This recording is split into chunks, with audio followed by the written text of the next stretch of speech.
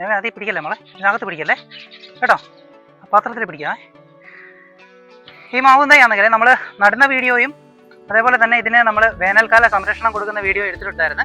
നമ്മൾ വേനൽക്കാലത്ത് ഇതിന് കൊടുത്ത സംരക്ഷണം നമ്മൾ മഴക്കാലം ആകുമ്പോഴത്തേക്ക് മാറ്റിയിട്ട് ഇനി നമ്മൾ മഴക്കാല സംരക്ഷണം കൊടുക്കാൻ പോവാം. ഇതിന് മാത്രമല്ല നമ്മുടെ എല്ലാ പഴച്ചെടികൾക്കും. അപ്പോൾ അത് എന്തൊക്കെയാണ് ചെയ്യുന്നത് എന്ന് നമുക്ക് നോക്കാം. ഇതിന് നമ്മളൊരു ഷോർട്ട് വീഡിയോ ഇട്ടിട്ടുണ്ടായിരുന്നു. ഇത് നമ്മൾ ട്രെയിൻ ചെയ്യുന്ന വീഡിയോ. ഇതിനുണ്ടായിരുന്ന 4 കൊമ്പുകളും നമ്മൾ വെട്ടിക്കളഞ്ഞ് ഇതിനെ നമ്മൾ ട്രെയിൻ ചെയ്ത് നിർത്തിയിരിക്കുക. അപ്പം ചെയ്തത്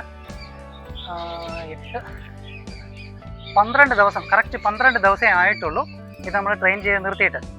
ഇതിൻ്റെ ഓരോ കൊമ്പുകളിൽ നിന്നും 4ഉം 5ഉം മുളകൾ പൊട്ടി മുളയ്ക്കുന്നുണ്ട്. അപ്പോൾ ഇതിനകത്ത് നിന്ന് വരുന്ന ആരോഗ്യമുള്ള ഓരോ കൊമ്പുകൾ മാത്രമേ നിർത്തത്തുള്ളൂ.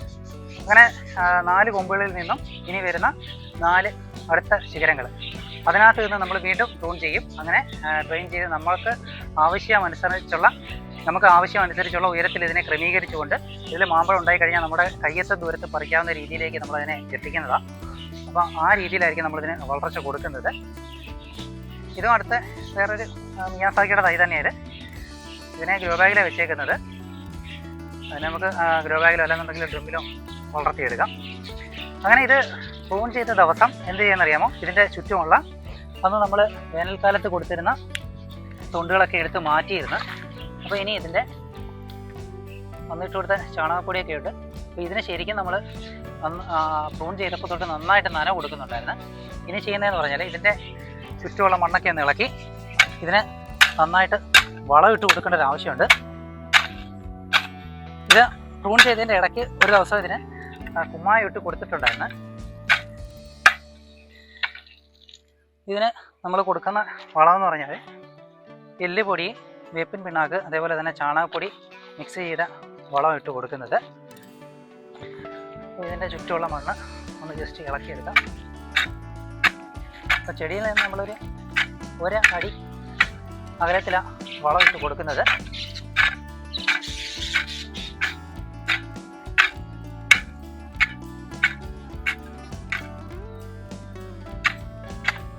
ഇതിൻ്റെ മണ്ണൊക്കെ ഒന്ന് അടുപ്പിച്ച് കൊടുക്കാം.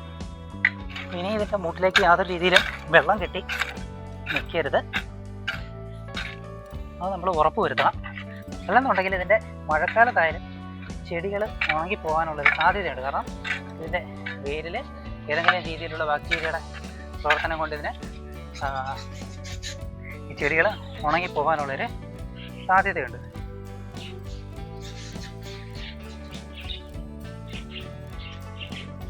അപ്പോൾ നമുക്ക് നന്നായിട്ട് വളമിട്ട് ചുറ്റുമുള്ള മണ്ണങ്ങോട്ട് ചെത്തി ഇട്ട് കൊടുക്കാം.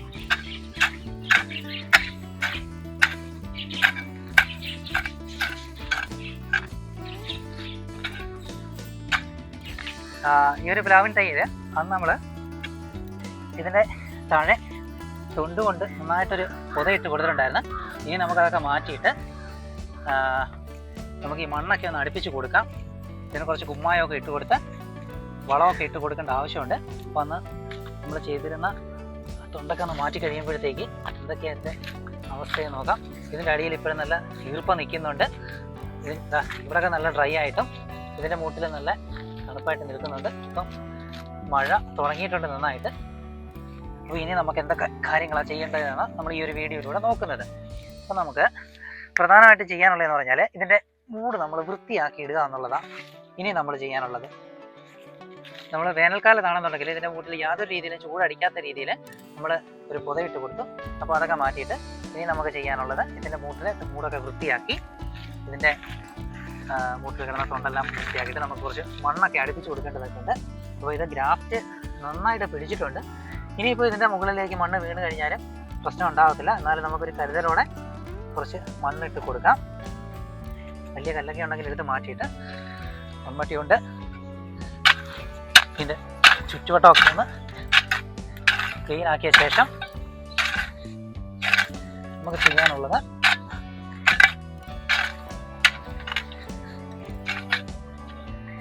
ഇനി നമ്മളിതിന് ചെയ്യാൻ പോകുന്നതെന്ന് പറഞ്ഞാൽ ഇതിനെ നമുക്ക് കുറച്ച് കുമ്മായം ഇട്ട് കൊടുക്കണം.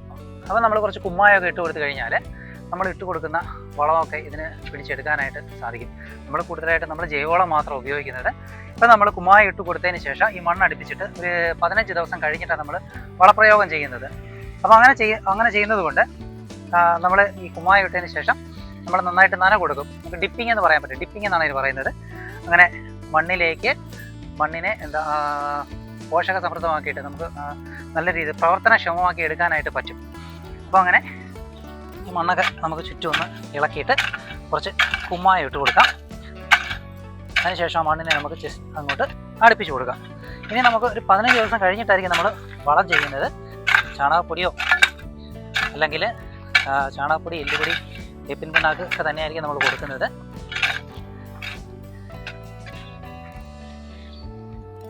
ഇനി ഇതിൻ്റെ ചുറ്റും നമുക്ക് ഞാൻ എടുത്ത് വെച്ചേക്കുന്ന കുമ്മായം അധികമൊന്നും വേണ്ട, കുറച്ച് ചുറ്റും നമുക്ക് ഇട്ട് കൊടുക്കാം.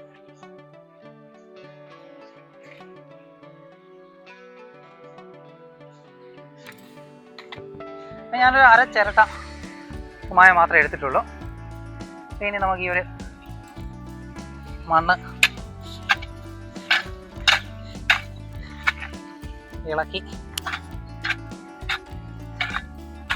കൊടുക്കാം. പ്രധാനമായിട്ടും നമ്മൾ പച്ചക്കറിക്കൊക്കെ കുമ്മായം ചേർത്തിട്ട് കൃഷി ചെയ്യുന്നത്. കാരണം ഈ പഴച്ചെടികൾക്കൊക്കെ ആണെന്നുണ്ടെങ്കിൽ ഇതിന് തായ്വേരുണ്ടായതുകൊണ്ട് ഇതിന് പക്വ വേരുകൾ എന്ന് പറയും. അതായത് ഇതിന് ചുറ്റും ഉണ്ടാകുന്ന ഈ ഒരു പ്രതലത്തിലൊക്കെ കാണപ്പെടുന്ന വേരുകൾ ഇതിന് വേണ്ട വളമൊക്കെ വലിച്ചെടുക്കുന്നത്.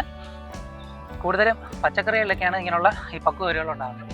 ഇതിനകത്താണെന്നുണ്ടെങ്കിൽ ഇതിൻ്റെ തായ്വേര് ആവശ്യമുള്ള വെള്ളവും വളമൊക്കെ വലിച്ചെടുത്തോളും. എന്നാലും നമുക്ക് കുമ്മായമൊക്കെ ചേർത്ത് കൊടുത്ത് ഇതിന് നല്ലൊരു സംരക്ഷണം നമുക്ക് കൊടുക്കാം.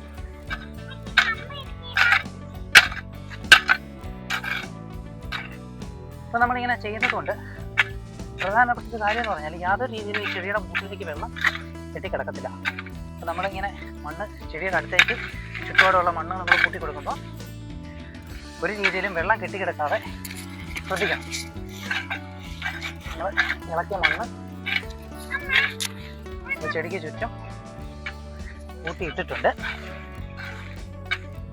അങ്ങനെ ഇനി നമുക്ക് കുറച്ച് ദിവസം കഴിയുമ്പോഴത്തേക്ക് നമ്മൾ ഈ കുമ്മായം ഇട്ട് കൊടുത്ത ഈ ഒരു സ്ഥലത്ത് നമുക്ക് വളം ഇട്ട് കൊടുക്കാം.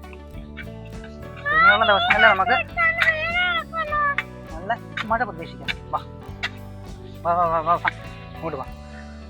ആട്ടെ, ഇത് നെവയുടെ പുതിയ ഉടുപ്പാണ്, ഇന്നലെ വാങ്ങിയ ഉടുപ്പാണ്. ആ ഉടുപ്പിനകത്ത് കണ്ട ഇതിപ്പോൾ എന്ത് പറ്റിച്ചേക്കുന്നത്? ഇത് എന്തോ മുഖത്ത് മൊത്തം പുറത്ത് മൊത്തം മൽബറി തേച്ച് വെച്ച്. എന്തോ മൽബറി തിന്നാൻ കൊടുത്ത് ഇവിടെ ശരിക്കുണ്ടായിരുന്നു. മൊത്തം തീർന്നോ? ഇനിയുണ്ടോ? ഇതാണെങ്കിൽ നമ്മൾ കുറച്ച് ദിവസങ്ങൾ മുമ്പ് നട്ട അഭിയുവാണേ. ഇതിനകത്ത് ആ പ്ലാവിൻ്റെ തൈക്കകത്ത് നിന്ന് വീണ കരിയിലകളൊക്കെ ഇട്ട് കൊടുത്തേക്കുക. ഇത് പുതിയ തൈ, ഇപ്പം നട്ട തൈ ആയതുകൊണ്ടാണ് ഇതിന് ഷെയ്ഡ് കൊടുത്തേക്കുന്നത്. അപ്പോൾ അതിനാ ഷെയ്ഡ് അങ്ങനെ തന്നെ ഇരിക്കട്ടെ. ഇതിൻ്റെ മൂട്ടിൽ കിടക്കുന്ന കരിയില അതിൽ തന്നെ കിടന്നുണ്ട്. കാരണം ഇത് ഇപ്പം നട്ടിട്ടേ ഉള്ളൂ. ഇനി ഇത് യാതൊരു കാരണവശാലും ഇതിന് വെയിലടിക്കാൻ പാടില്ല. നമ്മൾ ഏകദേശം ഒരു